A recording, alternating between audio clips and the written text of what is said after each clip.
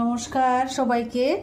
আজকে আমি রান্না করব শিম দিয়ে একটি রেসিপি রান্না করব। দেখবেন এইটির জন্য আমি ধনিয়া পাতা নিয়ে নিচ্ছি এক গুচ্ছ। তো এটি এখন মিক্সিতে পেস্ট করে নেব। পেস্ট করার পর শিমের তরকারিটা রান্না করব। ধনিয়া পাতা পেস্ট করার আগে একটি কাঁচা লঙ্কা দিয়ে দিচ্ছি, এখন পেস্ট করে নেব। তেল দিয়ে দিচ্ছি এখন 2-3 চামচ তেল, সাদা তেল।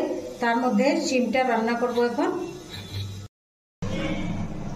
অল্প একটু আধা চামচ আমি কালো জিরে নিয়েছি, এটি এখন এরকম করে দিয়ে দিচ্ছি। এখন দিয়ে দিচ্ছি শিম,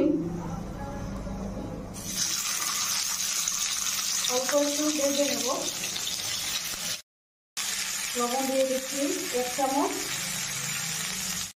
হলুদ দিয়ে দিচ্ছি আধা চামচ,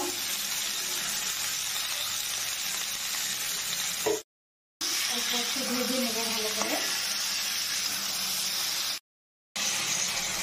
শিম তো ভাজা হয়ে গেছে, এখন আমি দিয়ে দিচ্ছি ধনিয়া পাতা পেস্ট।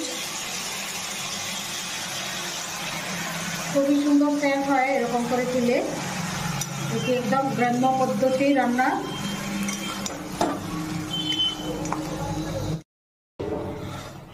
তিন মিনিট এটি এখন আর একটু ঢেকে রেখে দেব, তারপর অফ করে দেব গ্যাসটা।